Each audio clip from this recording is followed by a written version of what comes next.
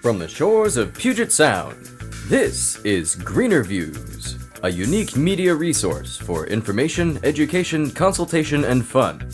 GreenerViews is a part of the Healthy Homecast network and is brought to you exclusively by HealthyPainting.com and AmbrosiaDigitalMedia.com. Each episode will introduce and connect you with services, products, practices, organizations, and groups that focus on the health, happiness, safety, well-being, charity, and community of all. Find us on the web at www.greenerviews.net. And now, your host, Daryl Whalen. Good evening and welcome to episode 33 of GreenerViews. I'm Daryl Whalen, here with Randy Parcel, audio engineer, Michael Schwartz, video engineer. Joining us are Drew Foster and Stefan Hansmire from Ncompass Cottage Company. GreenerViews is part of the Healthy Homecast network, HealthyPainting.com, AmbrosiaDigitalMedia.com. We wanted to start mentioning that if you want to advertise, sponsor a program or an episode, or donate, contact info@greenerviews.net or call 206-650-4587. This is our 33rd episod, and it's the first time we've made any kind of a shameless plea for any kind of financial support. But it's not going to stop us from doing it, and we love it. So let's see. How do I know our guests? Shameless love. Shameless love. This is not that program. Anyhow, so I know Stefan and Drew from the Ncompass Construction, Ncompass Cottage Company. I've known them for about 7.5 years now. And being a painting contractor and then being a construction company, we've had the opportunity to work together. And so far, everything's been working out pretty good. And they're great contractors, and we're great painters, so it's a great match. So, guys, welcome to the show, and thanks for joining us. Yeah, nice to be here. So you guys can get into it. We're going to allow you to kind of play it however you want. Just tell us what is Ncompass Cottage Company. You can talk a little bit about the construction company, maybe in the beginning, and how it transitioned into the cottage company. Yeah. All right. Well, I'll start off with the Ncompass Construction Company, which is the parent company. It's a design, build, residential remodeling firm with the focus of additions and interior renovations, second stories, and has grown to include ground-up construction now of detached accessory dwelling units, aka backyard cottages. About 2010 in Seattle, the municipal codes changed to allow detached structures on single-family lots of 4,000 square feet or more. And Stefan and I have built a few of those in the previous years before the codes changed under other opportunities, you could say. And then the city changed their codes, and we use that as an opportunity to start a second business, cottage business. Yeah, we were real excited to start the cottage division because they're projects that are really fun, but they also create opportunities for people that you wouldn't otherwise have. I mean, if you own a single-family lot in the city of Seattle or some of the other local municipalities, you essentially can build a small house in your backyard. And most of the municipalities let you do whatever you want to with them. So you can use them as a rental property. You can put your aging parent in there. You can house your kids in the back from college. Use it as a home-based business site. All those things are available to you. So it's a great opportunity to expand people's opportunities, their personal opportunities. It's also a nice way to increase density in the urban core, which is really important if you're trying to reduce the impact of the impact of sprawl on the environment.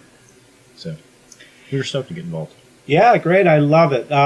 Is there any one particular thing or a series of things that you knew about or heard about or you seen going on that really inspired this and motivated this from outside of the other construction thing that you were doing?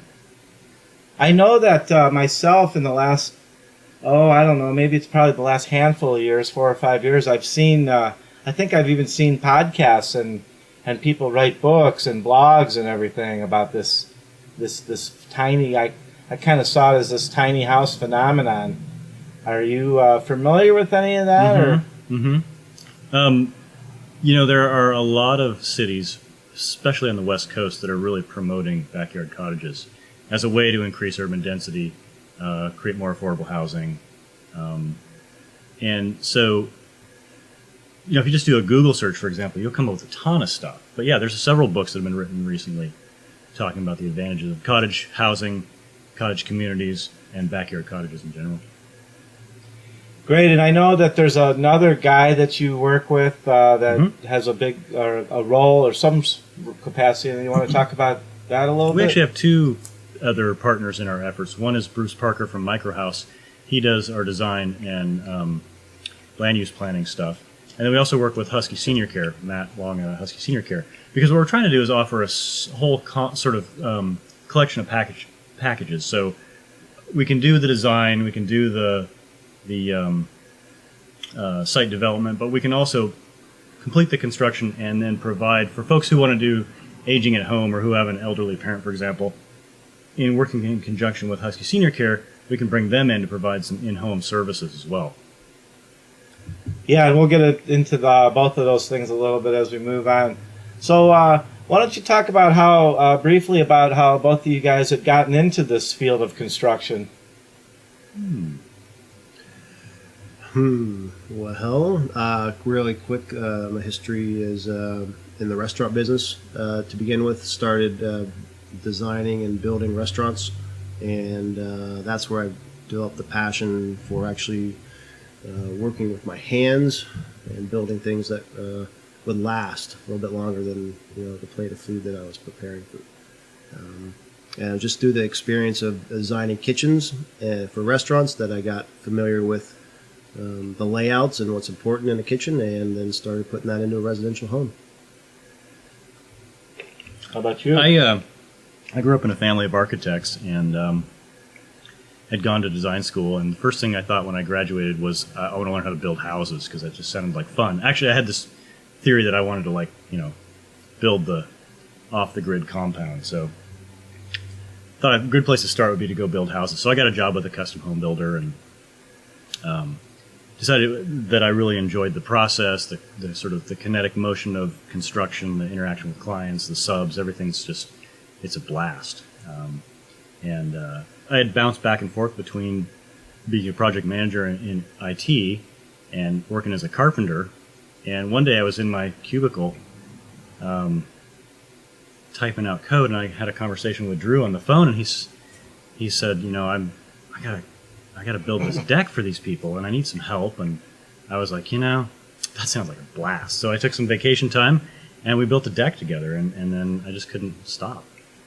Turned out to be more fun than writing out code all day long. Yeah, way more fun. Wow. Yeah, that's really cool. The off-the-grid thing, I'm really, that's something that's a passion of mine. We had a woman on the last episode that we hadn't had a chance to get into it. We'll probably be talking to her again in the future. But she does straw bale housing and stuff like that. Cool. So I guess there's on some of the islands and stuff around here, there's like communities of that kind of stuff. There are. The cool thing I like about there's a lot of things, but Drew and I are both from Ohio, and I think he's been out here for quite a bit longer than I have. But one of the cool things about Seattle is that it's really, really city-like and metropolitan, but you don't have to go far, and then you can get that off-the-grid kind of thing. So it's really, it's a good place for the hippies and the conservatives to hang out. And one of the fun projects we did with the backyard cottage was we set it up for a photovoltaic system and a rainwater catchment system with the intention that all of the potable water within the cottage would be derived from the rainwater catchment system. Do share. No. It's for the host. Yeah. So let's see. So who would be? So we're supposed to have somebody. Well, we did have somebody talking about solar stuff. And they're supposed to come back. I think they're on the next episode talking about living walls and green walls and stuff really? like that. Interesting. Yeah. So who would be the target clientele for somebody that's interested in one of these cottages or these backyard cottages? I mean, I know you mentioned some of the types of people already. Mm-hmm. Well, a backyard cottage can serve a lot of different roles. So, aging in place. So, an older parent, for example, you want to have them close. A college student who's returned home. Extra family members or rental property. We did a project recently where the clients built their backyard cottage and then used it as a vacation rental. And it's interesting to look at the numbers because their construction budget was about $150,000, and they're renting this 2-bedroom cottage out for $850 a week as a vacation rental. So they'll turn a profit pretty quickly once they get the thing paid off. Yeah, we just recently painted the whole inside, and we're going to go back next month and do the whole outside of a place in Guaymas Island, like right on the water, and that's exactly what they do. They're going to own it, but they're going to subsidize paying it by renting it off and stuff. That's a great idea. What is the specific mission of Ncompass Cottage Company and as well as the construction company? Our mission has always been to dream big, build small, and live more. I think no matter what you're doing in life, if you carry your dreams with you, if you bring that into what you do, even at the smallest level, the smallest scale, if you bring your dreams with you, the end result is always more rewarding. And since we have finite resources and finite land, the idea of building small makes sense. Take advantage of the infrastructure and the facilities and all the utilities, municipalities that are already in place for our land. So adding more density, so to build small and thus live more. Live more. Yeah, Raise your standard of living, that's right. quality of life. I love it. Whenever you think big and for me, outside of the box, and then your intentions are honorable, great things will happen. It's like the bumper sticker, imagine world peace. There you go. I think that the show, interviewing the forerunners of change, I mean, the most incredible things that have been created and discovered and stuff in life and over the years have been from people that have that think big and not allowing people to inhibit them from all of their dreams. And although that there's definitely challenges and stuff in life, there's also a lot of beautiful things that have been manifested from thinking big and building small. And what was the part? Living what? Living more. Living more. That's right. Live more. I love it. Imagine no limits. So what are you the most passionate about when it comes to putting on your tool belts or not having your tool belts on, or running your jobs, or going to look at your jobs and overseeing the work, and when it's all done, stepping back, and what do you do all this for? What are you most passionate about when it comes to all this work? For me, it's two things. I really enjoy the process of transforming our environment in a positive way. But I also really enjoy creating a space where people can feel like they're doing something that's important, that they can enjoy, that they can take pride in. So when our subcontractors or employees are on the project, it's really important to me that they have a clean, organized work site, that things are spelled out clearly, and that when they're going through the process, they're feeling like they're accomplishing something that's going to make a difference in somebody's life. Personally, I enjoy the part of being able to provide, a service and a final product to somebody else that fulfills their ideas of dreaming big, and living more. And sometimes that's through building small, and sometimes just through building. Great, yeah. I recently got to work on a project with you, and I know that they were just ecstatic, though. The basement in West Seattle, I mean, they just were like loving it, and all the cool stuff that you put in there and everything. It's really neat to be in the attitude where, I grew up in, where I grew up, a lot of people I know had jobs that they, one thing that they always say is it's important to get up in the morning and go to a job and do something that you really, really love. That's really about living more to me, and. to be able to do something that I've been doing for so long, and I think I've been coming now around to it a lot more from doing the podcast, and plus even having the opportunity to work with folks like you, because not everybody has that attitude, especially in the construction business. Mm-hmm. It's all about, just getting it done and getting the money and moving on. And I mean, I know that's a part of it. We've got lives and families and things that we want to do and things that we want to prepare for, but that's not all of it, at least not to me. And that leads up to the brand new question that I got for the podcast. Aside from the profit, which is a given for a business, what's another important way that you can measure the successes? I expect you to say the successes of your business. The successes I was of waiting your for those business. last few words. Again, I think it comes back to community again. Are we building community? Are we helping our clients meet their objectives? Do the people who come to the job site, the people who visit the finished product when it's done, do they all get a sense of, somebody put their heart and soul into this thing?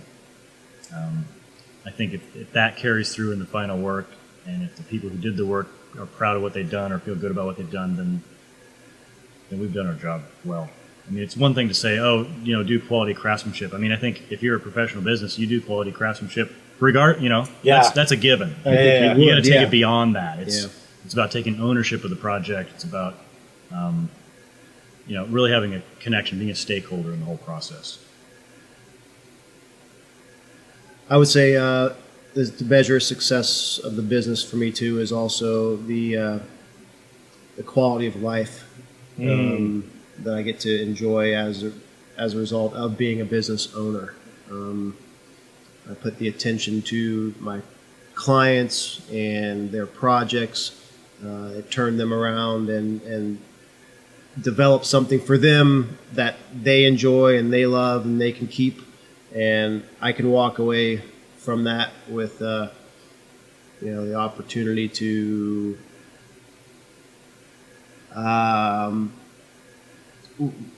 Go home after a good day's work and put your feet up and feel good about it. Yeah, just a hard day's work and a fair day's pay, and everybody's good.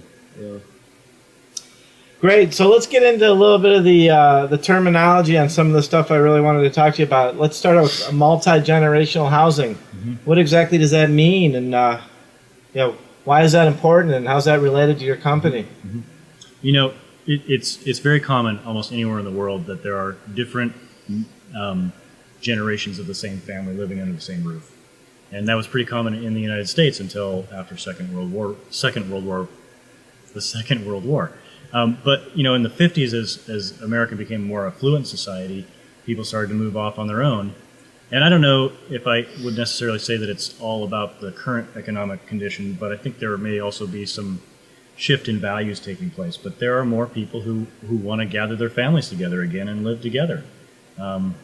That's part of aging in place. Is a backyard cottage is an aging in place option. Is that if you want to be close to your family, if you want to be able to take care of your folks as they get older, a backyard cottage is a great solution, or an ensuite or something like that, so that you can keep all those folks together, support one another, keep the community and the family tight.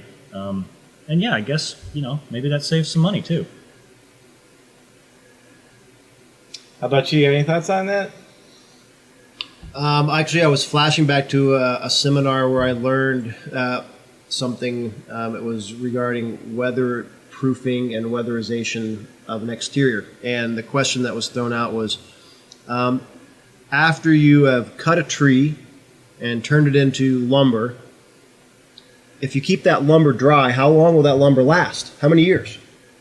And there were people that were, saying, I don't know, 50 years, 75 years. And the answer is forever. I was going to say, yeah. The answer is forever. Forever. And so being carpenters, building homes out of wood primarily, we see this idea of a structure being built, for instance, one time with the proper design that can take into account all sorts of multiple uses and multiple age requirements in one structure, and then that structure surviving indefinitely for generations of people to use.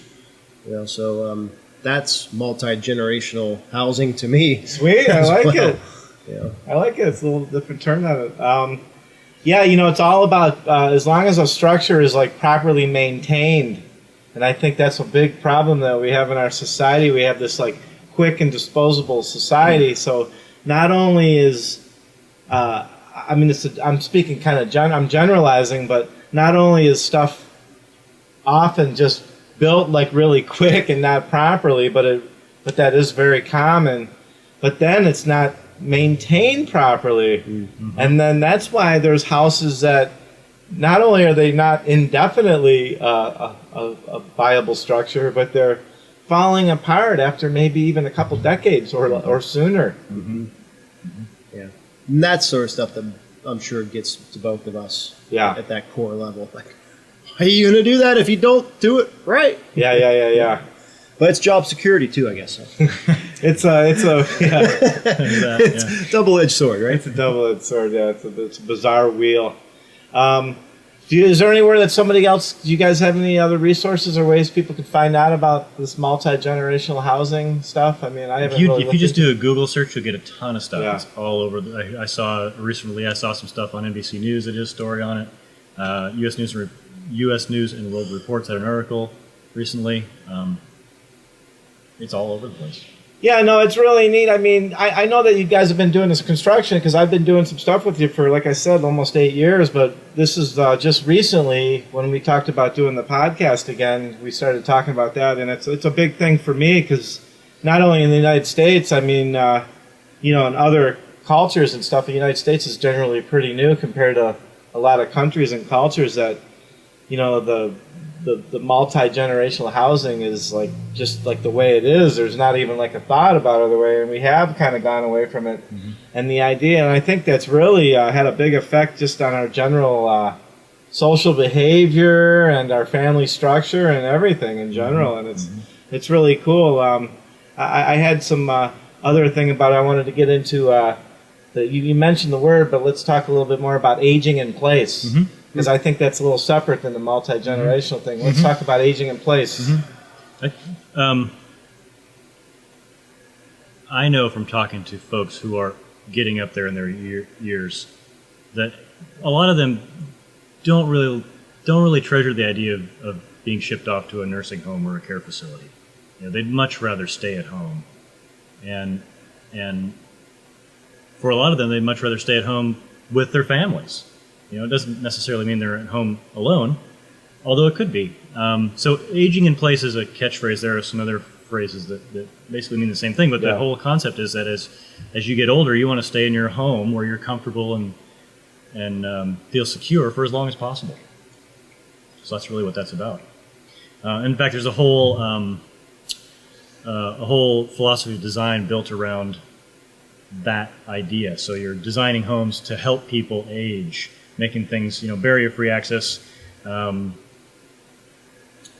requirements and showers and bathrooms and those kinds of things that get built into a home. So actually a lot of the backyard cottages that we've designed with Bruce from Microhouse are designed so that they can accommodate someone who's mobility impaired.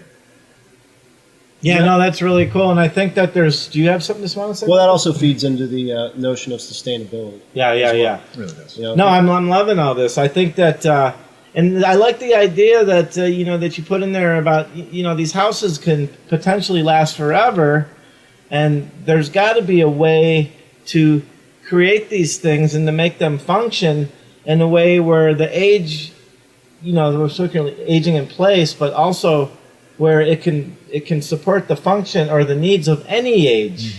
And I think there's a lot more talk about that kind of stuff in general. I mean, there was a time when I was little that people that had handicaps and anybody that was different was ridiculed and mocked and made fun of.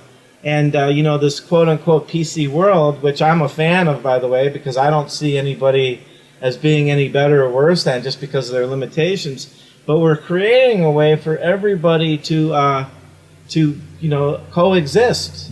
And the age is one thing, but there's also some of the other challenges and stuff. And I think that's like an amazing thing. I mean, now that I'm getting older, I like the idea about the aging in place because I know that our society and stuff, if we choose to look at it that way, has a focus more on like the younger people and stuff. And it didn't always used to be like that. Mm-hmm. The old folks used to be like the wise people and the people that you wanted to honor and keep around and stuff like that. And you guys are creating a way to actually do that. That's really, really cool. That's what we're hoping. Participating in it to some degree. What's so bad about that, right? Yeah. I'm sure we could find out more about that from getting on all the old internets. So, well, we're going to take a short break, and we'll be right back with the rest of the interview. You are listening to GreenerViews. Gravity connects me to the earth, which connects me to people who connect me to myself more honestly. And gravity connects me to the crust, which connects to the leaves on the trees that make it possible to breathe.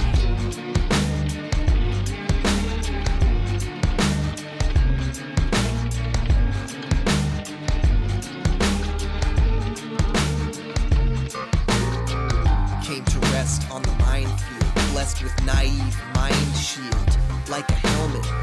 They would tell us that we don't know how we feel or how to connect with other people on the planet. Oh, if we only knew the power in each blue, disillusion little. In the vision of one resides all, destroy the individual, for this is critical. The self ain't everything, hands to grasp, to cling, to mask material vastly shipwrecked beings. At last, release the greed amassed with capitalist tasks and contact. The mass communication is all we have. All right, we're back. We always joke about how we get down and these guys are off with it breakdancing and stuff at the break. They were really kicking it. Drew was working up an extra sweat with that breakdancing. I'll tell you, man. Good thing we got the So we're back here. Welcome back to episode 33, right?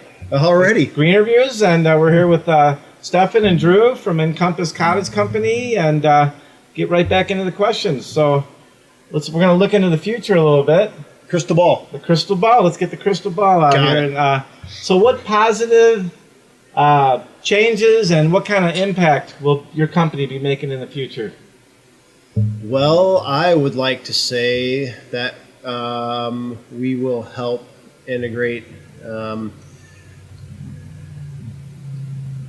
denser communities in Seattle with the backyard cottages. Allow for individuals to pursue investment opportunities, perhaps, that they might not otherwise be able to pursue because you could build a separate structure on your single-family lot and you could rent it out. So you could become a landlord if you want to do that. If you wanted to aspire to be a landlord, that's one way to do it. Well, how about you? What do you see as the positive changes and the impacts that you and your business are going to make in the future? I like to think that we're playing a role in a larger movement to increase density and create opportunities for people, make more dynamic communities. I don't know that we're necessarily, we're certainly not leading the charge in that, but I like to think that we're playing a role in that process. And hopefully, if we keep building those kind of communities and keep focusing on urban density, that in 20, 30, 40, 50 years from now, the folks who come along behind us will have just as many opportunities for themselves as we have now. Because I think the fear I have is that if we go in the other direction, that we're actually going to be creating less opportunity for future generations. Yeah, I believe whenever you're participating in it all, that you are part of the charge. By the way, so we're going to get even a little more hippy dippier than that. This is the part of the interview where we get into the heart and soul, you folks. Esoteric part. Okay. So who or what has had the greatest impact on your life so far? Start with Drew. Who or what? So far in your life. Who? Well, I think parents have had a big impact on, I'd say musicians, believe it or not, some musicians, some poets, or some poet musicians, certainly some businessmen and economists, and I don't know, wouldn't use their names really, but some of the theories and some of the ideas that are out there help shape and mold me. Life is interesting, as you know. You don't always grow up when you think you're supposed to grow up, and then when you find yourself growing up, you become something you never thought you would be. So it's kind of one of those things for me, maybe. Sweet. I'm going to have to say parents first, absolutely. Then I'd have to give some credit to some friends, some business associates, my brother, my wife, my daughter, Family. yeah, Great. my grandma. Yeah. I want to say all that too. Cool. Yeah. Business guys. Yeah. So how about what is your personal mission statement or your motto for your own personal life?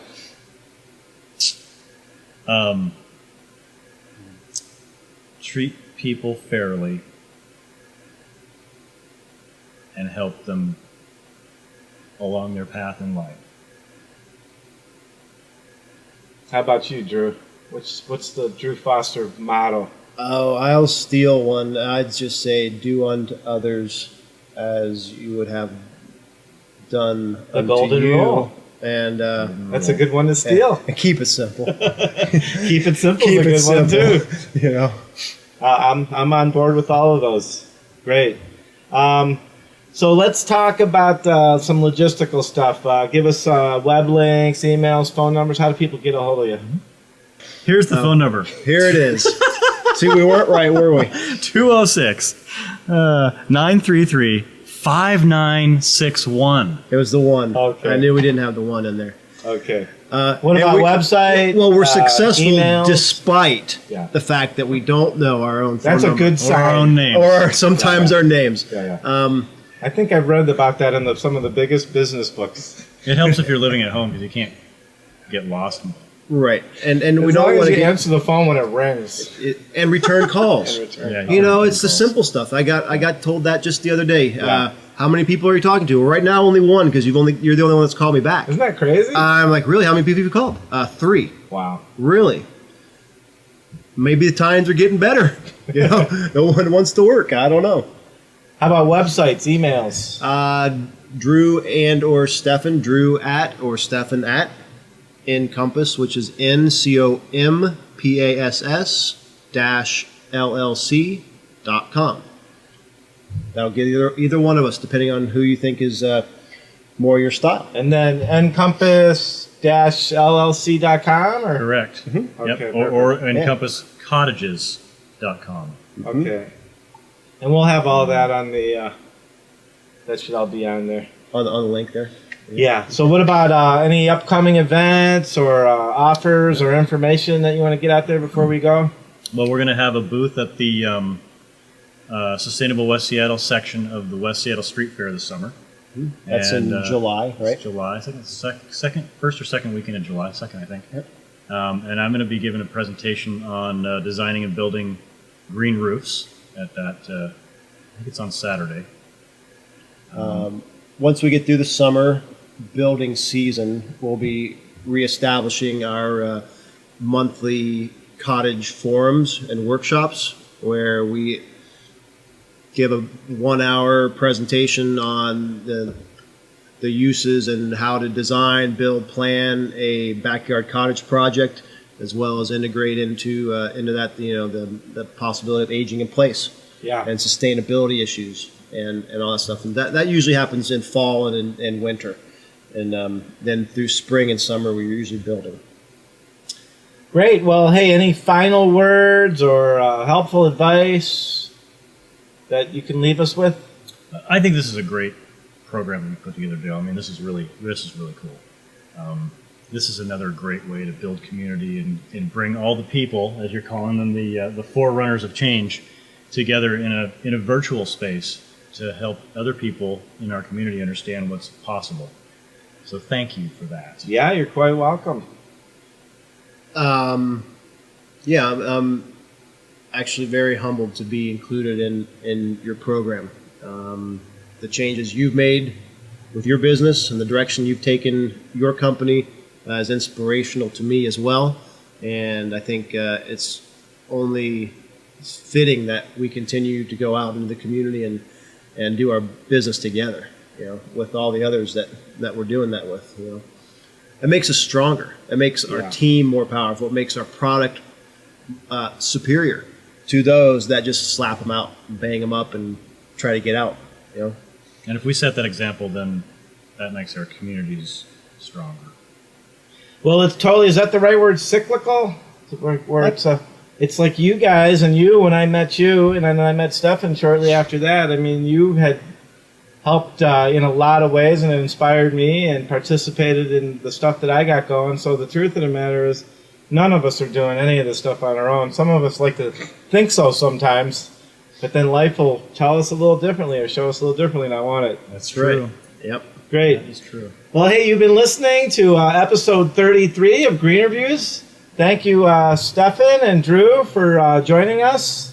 Thanks, Dan. On our next show, we're going to be talking to, let's see, it'll be episode 34, and I know that we're going to be talking about green roofs and living roofs and living walls. And I forgot the guy's name, but that's okay. So he's from Soul Terrace Systems. Oh, Brian. No, this is Kevin Moen. Kevin Moen. And on behalf of Randy and Michael and myself, thank you all for checking out GreenerViews.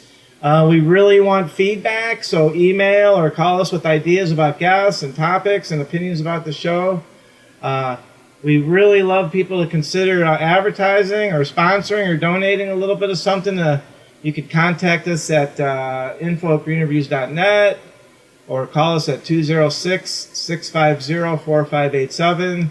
Check out ambrosiadigitalmedia.com, greenerviews.net, youtube.com/greenerviews, healthyhomecast.com, and I think that's it. Thanks a lot. Bye-bye. Bye. Thanks, everybody. Bye. Thank you for listening. GreenerViews is part of the Healthy Homecast Network. Check out all their conscientious and sustainably focused podcast programs and businesses at healthyhomecast.com. GreenerViews is created, developed, and produced by Daryl Whalen. Our audio engineer is Randy Parcel. Our video producer is Michael Schwartz of ambrosiadigitalmedia.com. Music for this episode was provided by slapjazz.com, danfajans.bandcamp.com, and jdhobson.com. Your feedback is important. Please feel free to contact us with any comments or questions, including suggestions for guests and program topics. You can call us at 206-650-4587 or send a direct email to info@greenerviews.net. Be sure to check back often. New episodes coming soon.